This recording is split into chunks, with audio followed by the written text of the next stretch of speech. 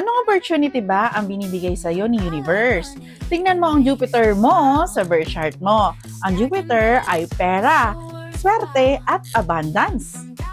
Kung ang Jupiter in Libra ay nasa 7th house, blessings mo ay galing sa relasyon, romantic man o business.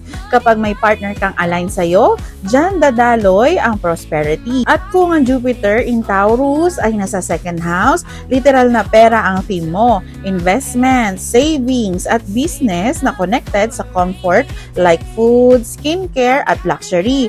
Dyan ka lalago.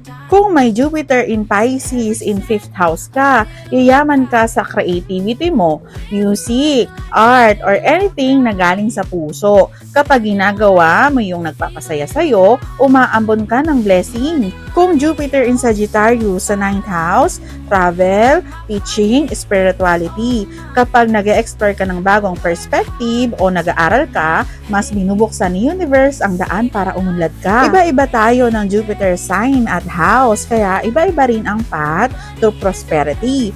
Curious ka kung nasaan ang swerte mo? Alam mo nang dapat gawin.